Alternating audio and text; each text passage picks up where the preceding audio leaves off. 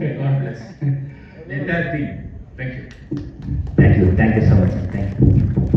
ಅರ್ಥಪೂರ್ಣವಾಗಿ ಮಾತಾಡಿದಂತಹ ನಮ್ಮ ಪ್ರಕಾಶ್ ಸರ್ ಅವರಿಗೆ ತುಂಬ ಹೃದಯದ ಧನ್ಯವಾದಗಳು. ಕೆಲವು ವಾಸ್ತವತೆಯ ವಿಚಾರಗಳನ್ನು ಮುಂದಿಟ್ಟಿದ್ದೀರಿ.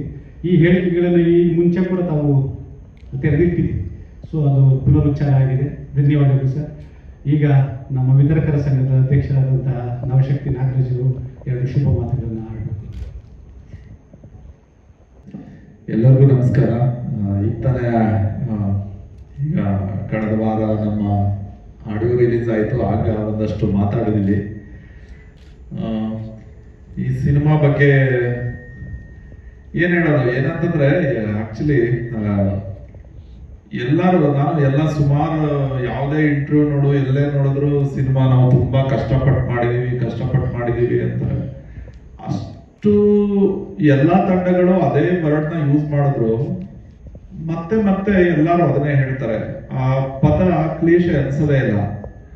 ಯಾಕೆ ಅಂತಂದ್ರೆ ಅದರ ಆ ಕಷ್ಟ ಮತ್ತೆ ಅದರ ಎಫರ್ಟ್ ನ ಪರಿಕಲ್ಪನೆ ನೋಡೋರ್ಗೂ ಇರಲ್ಲ, ಅಥವಾ ತುಂಬಾ ಅಂದ್ರೆ ಆ ಪ್ರೋಸೆಸ್ ಒಳಗಡೆ ಸೇರಿಲ್ಲದೆ ಇರೋ ಎಲ್ಲ ಬಹುತೇಕ ಯಾರಿಗೂ ಅದು ಗೊತ್ತೇ ಆಗಲ್ಲ. ಸೊ ನಾನು ಒಂದು 2-3 ಪ್ರಾಜೆಕ್ಟ್ ಆ ಥರದ ತುಂಬಾ ಹತ್ರದಿಂದ ನಾನು ನೋಡಿ ಅದನ್ನ ವಿಟ್ನೆಸ್ ಮಾಡಿದ್ದೀನಿ. ಅದ್ರ ಬಗ್ಗೆನೇ ಆ ಪ್ರೋಸೆಸ್ ಬಗ್ಗೆ ಒಂದು ಫಿಲಮ್ ಮಾಡಿದ್ರೆ ಈ ಫಿಲಮ್ಗಳಲ್ಲಿ ಏನೇನು ಕಥೆಗಳು, ಅದ್ಭುತವಾದ ಕಥೆಗಳು ಹೇಳ್ತಾರೆ, ಅದನ್ನೆಲ್ಲ ಮೀರಿದ ಒಂದು ದೊಡ್ಡ ಕಥೆ ಆಗ್ಬೋದು. ಸೊ ಆ ಥರದ್ದೊಂದು ಎಫರ್ಟ್ ಮತ್ತೆ ಅದು ಬರೀ ಒಂದು ಎಫರ್ಟ್ ಅಥವಾ ಕಷ್ಟ ಅನ್ನೋ ಪದಗಳಲ್ಲಿ ಹೇಳ್ಬಿಡಕ್ಕಾಗಲ್ಲ.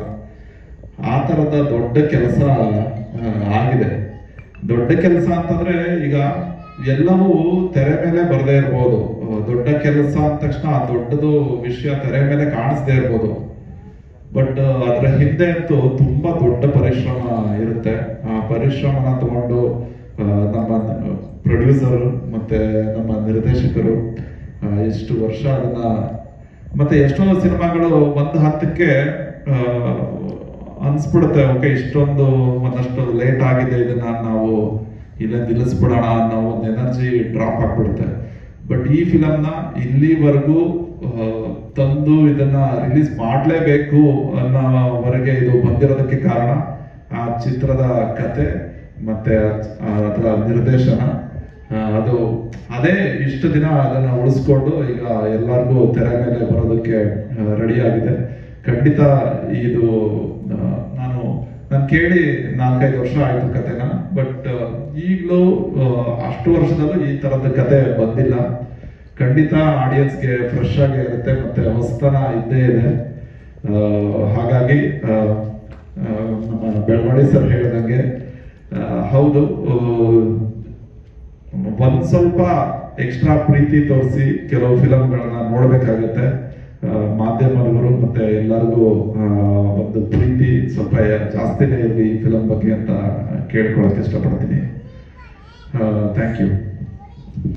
ಧನ್ಯವಾದ.